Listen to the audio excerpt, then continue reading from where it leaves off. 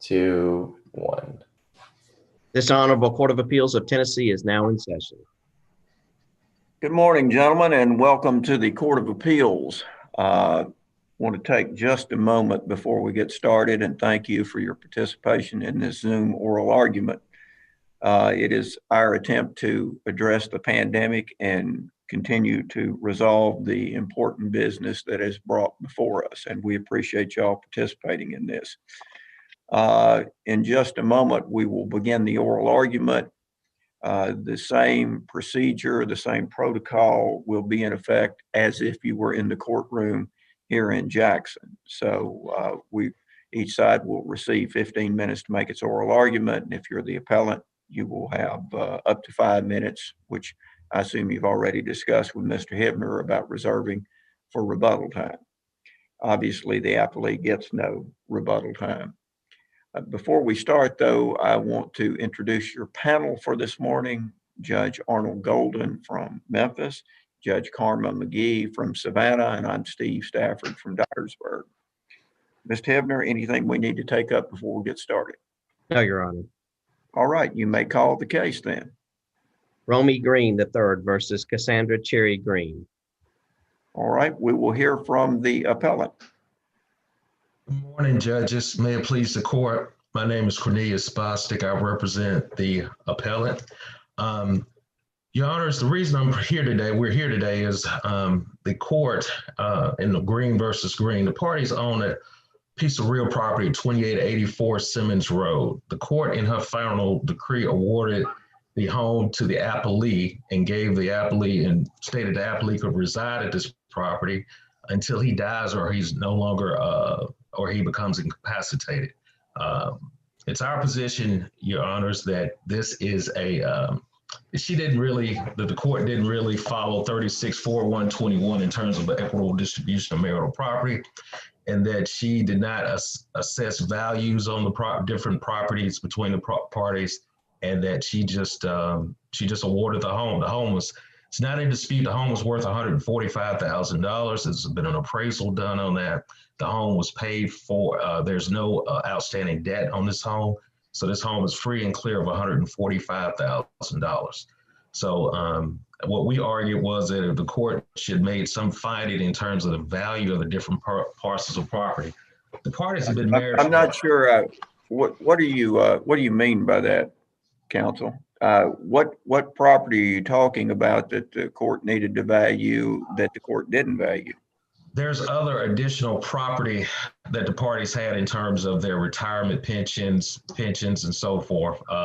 Your Honor, when she made this ruling, she stated that she considered the factors of 36-4-121. She only considered the age of the parties. Appellee is 10 years older than the appellant.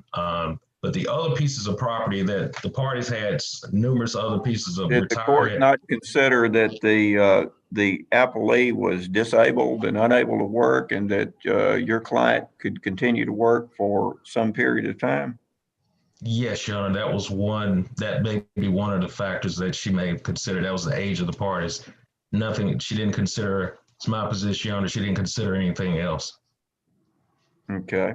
And explain to me how the court came to the conclusion to allow the appellee to continue to live in the home, since the court said at least once, maybe twice, that it was denying a request for alimony by both parties. How can the ability to live in the house be anything other than alimony? Well, Your Honor, I didn't pursue. Obviously, appellee argued that it was considered to be alimony, and alimony is based on the needs of the parties. And I don't hear the case. The appellee didn't demonstrate a need, and obviously there has to be ability to pay that's involved as well. The court in her ruling stated that she was not going to. Both parties requested alimony prior to trial, Your Honor, and both parties in her ruling, she said that I'm not going to grant alimony to either one of the parties. I understand the argument that appellee is making in terms of this is some type of alimony, but it's our position, Your Honor, that this was a inequitable distribution of marital property pursuant to 36-4-121. Okay. And also, Your Honor, also included with respect to the home, there was also a appellee also had a retirement from the Tennessee School District, and we also asked that that be considered as part of the equitable distribution, that wife be awarded, I mean, that appellant be awarded part of that as well. Prior Did to the trial, trial court have the information regarding the value of the TCRS before it?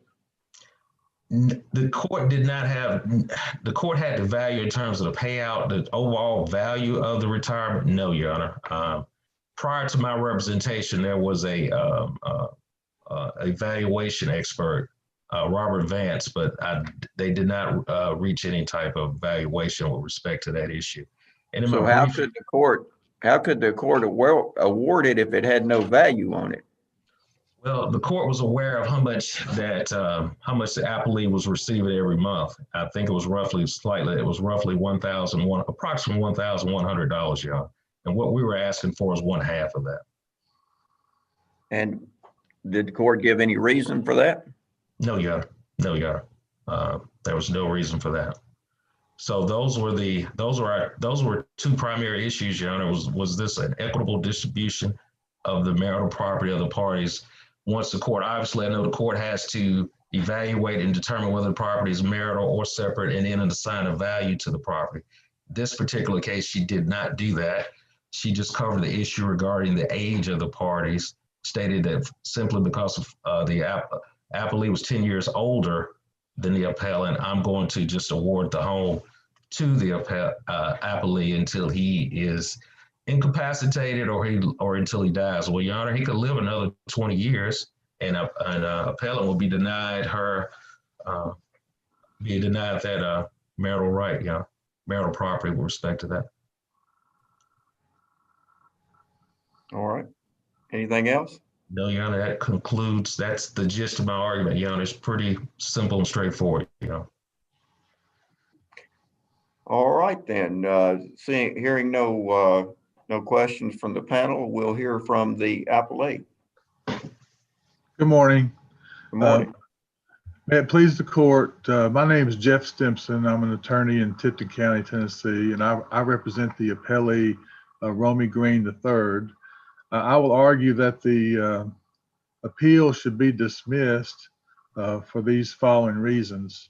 The appellant failed to comply with rule number 7 by not including in her brief a table setting forth all separate property, all marital property, separate and marital debts.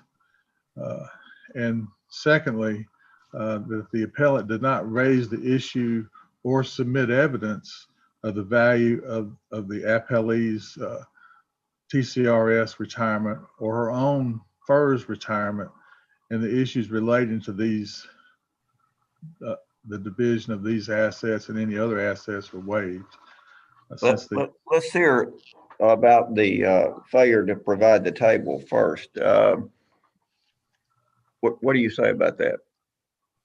Well, Your Honor, the brief was filed, the appellant's brief was filed, I believe, August the 8th of last year. And since then, there's been no table filed. There has been a motion to amend that brief filed, but I filed my brief, and then there was no reply brief to the matter. I attached the table to my brief, and we had not received anything until January the 14th. Counsel for appellant filed a motion to amend his or supplement his brief with a Rule 7 table. And you oppose that? And we do oppose that because counsel has had plenty of time to comply with the rule and did not comply with the rule, and believe that rule is there for a purpose. I have not had adequate time to study it prior to today's argument. Since we can't argue it, I would submit, Your Honor, that it shouldn't be considered by the court. All right. We'll take your argument under consideration. We'll allow the appellant to respond in his rebuttal time on that issue. Thank you, Your Honor. As far as the issue, failure to raise the, I will also argue that this was an equitable division of property that should be affirmed, and that the award of the possessory interest in the house for the life of the appellee, subject to the contingency that if he dies or is incapacitated in a nursing home or what have you, that it would terminate at that time. It could be alimony. The court, in its opinion, stated that the court would not award alimony, and then she used the word per se, and we believe that that refers to monetary alimony, periodic alimony. In reference to that, the court said that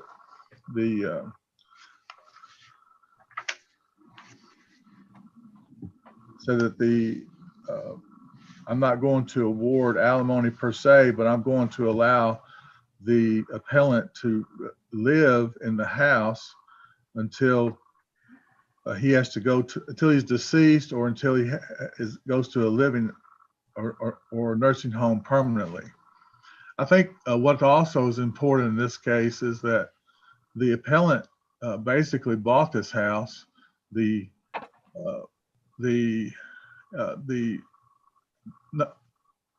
My client bought the house, and the appellant paid no money toward this house throughout the marriage. He lived in the house. She lived in the house for a short time. She was away working overseas for the government, making lots of money. She saved lots of money during that time. He's paying the mortgage. He's on retirement, and his expenses exceed his income that he receives from the various Social Security, retirement, VA disability, and his TCRS. So if he was to be put out of the house, he would have extra expenses in that regard. And I believe the court took all that into consideration in making sure that he didn't have to leave the house. He's a very sick man. He has diabetes. He's been hospitalized. He's unable to work. The plaintiff, the appellant, is able to work. She has made lots of money working in the past. Her retirement, she'll get a FERS retirement with about $1,000 a month when she turns 62, which is equivalent to what the TCRS retirement is that he gets. So I believe the court did not want. Let me, I don't want to get you off track, but you started out your argument, your second part of your argument says that the appellants waived this TCRS issue. Why is the appellant waived this issue? Well, the appellant did not submit any evidence of value as to the TCRS retirement. And that's basically his argument, that the appellant should receive half of that, notwithstanding the other division of the property that was made. His client got most of the liquid assets, a $70,000 thrift savings plan, lots of other assets. But he could have submitted, excuse me, Your Honor. Oh, that's fine. You submitted the value, is that correct? I did not submit a value of the TCRS retirement. Okay. All right. So nobody knew how much the TCRS retirement plan was worth. Is that accurate? Not the present value of that. The payouts, my client was receiving his payout monthly, and the appellant would receive hers maybe 10 years later through her FERS retirement, which was equivalent. Right. So, yeah, I'm just talking about the TCRS right now. You haven't raised an issue about the FERS, right? You have not raised an independent issue as an issue in your brief. No, Your Honor, I haven't, but it would offset the payment of the TCRS. Okay, well, let's talk about the TCRS. You knew, or there was evidence, I assume, about how much he was receiving each month from TCRS. Yes, Your Honor. Okay. Was There that the extent of the information in the record? Yes, Your Honor. Okay. And you're saying that because the appellant did not present value as to what? The present value or what? Yes, Your Honor. The appellant didn't present evidence of the value, and so that issue is waived. Did Is our argument. Did the appellant request a division of the TCRS retirement from the court? Yes, he requested that it be divided. Okay. All right. Go ahead. I'm sorry. I've taken too much of your time. That's fine, Your Honor. Any questions you have? Going back to the alimony issue, as far as the house is concerned, if the court says it's not alimony, then it is a division of property.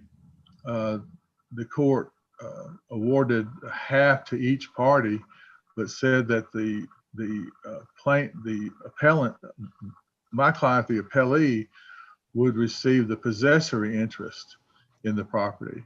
So basically, each of them would have a remainder, and my client would have a possessory interest in the property. That's the argument for it. It's an equitable division based on the factors. But we believe How do we know what the value of that is? Well, the court said it had value. That's just an alternative argument that I have. My main argument is that it's alimony, and that the court didn't award alimony per se in the court's words, but that it awarded this possessory interest to the appellant, to the appellee, because of his need and the need for him to have a home based on his all of the factors that are attendant to the award of alimony. Well, let me ask you a question, Mr. Stimpson. Apparently, there's a lot of disputed evidence in the record about respective positions here, and you're giving me your best spin on why the court did what it did. We know what the court did, and you're explaining to me why you think the court did it, as Mr. Bostic is going to explain to me why he thinks the court did what it did. So how do we review that without the court making specific findings and saying that these are the factors that I relied upon in whether this is alimony or allowing your client to maintain possession of this home until his death or other contingencies occur? So what do we look at here? Well, I think the court looks at that it's an award of alimony and that there are factors. The court heard those factors. And, but the court didn't say I'm relying on these factors, did it? No, Your Honor, but it said that she was going to allow the appellee to continue to live in the house, and then the house would be sold after that point. I don't think there's any other explanation for it than he needed that, to happen. Okay. I think the court wanted Mr. Green to be able to have a place to live where he'd been living for 20 plus years, and for him not to be disturbed, to have to move from the home or have to pay out Miss Green based on all the limited sources of income that he had. And if the court had put him to that test, I don't know that he could have made that. The house would have been sold, and then he would have to uproot himself and go from there. But I think the court looked at all of those considerations in making her decision. All right. Anything else? No, Your Honor, thank you. All right, thank you for your argument, sir. We'll hear Mr. Bostic in rebuttal. And Mr. Bostic, the first thing I'd like to hear about is your motion to supplement the brief.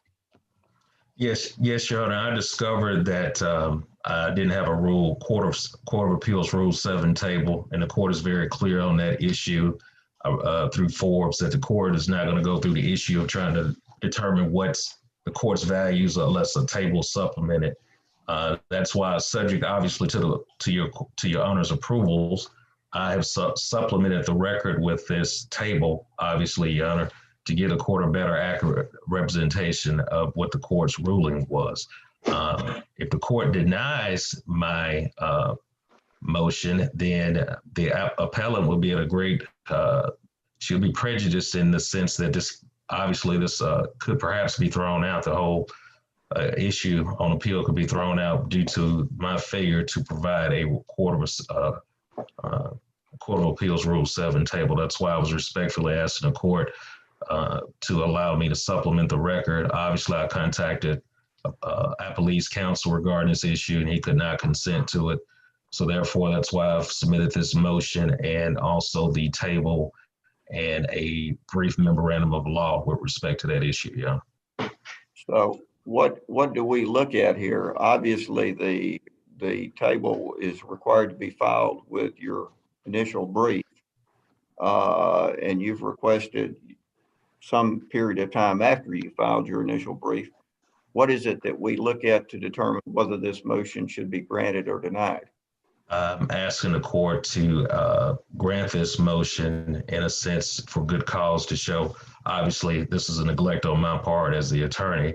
I'm asking the court to allow this Rule 7 table to be admitted and in a sense not to prejudice my client at this point. Yeah.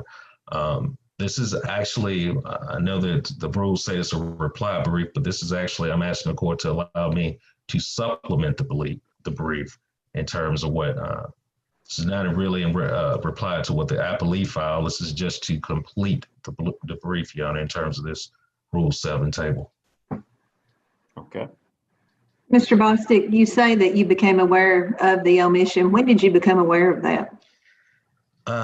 Your Honor, I didn't become aware of it until about a week or two ago. I've had some issues here in my office. I've had COVID and some other issues to come up. I was able to pull it up in my motion. I included it. I found it on the actual website, Your Honor. His reply brief. I didn't get the appellee's brief that was sent. Obviously, he noticed it was certified. He sent a certificate of service, Your Honor, but I did not receive anything from Mr. Simpson directly. I had to find it on the info on the online, on the info at True Filing is when I received his reply brief, Your Honor. Thank you. All right, sir. Anything else in rebuttal? That's all I have, Your Honor. I would just ask the courts to allow this Rule 7 table. I think it would be highly beneficial.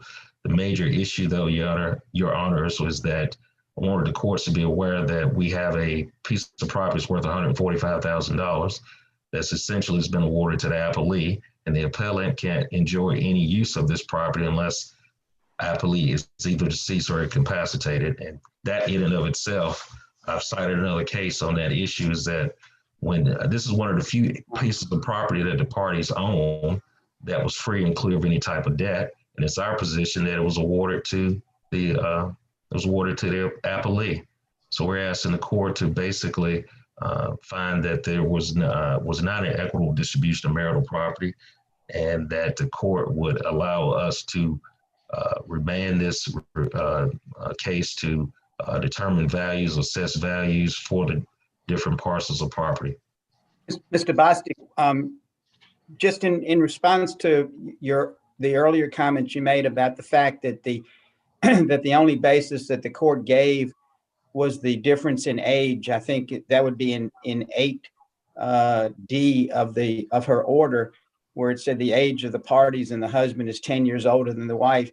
I believe she also said in H that that the husband was retired from and with Social Security, retirement, VA disability, and whatnot. And these are all the incomes he's going to be able to receive because he is by stipulation of the parties unable to work. So she also made that finding as well, didn't she? Yes, Your Honor. And with respect to the home, I believe her ruling was on the age of the parties when I was making that argument. Now, with respect to the other pieces of property, yes, Your Honor, I agree with what the court stated on that issue. All right, sir. Thank you. Thank you, Your Honor. All right, gentlemen, we appreciate your argument, appreciate you participating in this Zoom process, and we will take this matter under advisement and endeavor to get you a opinion at the earliest possible date. Thank you again. Thank you very much. Thank you, Your Honors. This honorable court is now in Appeal recess until 11 a.m. Thank you.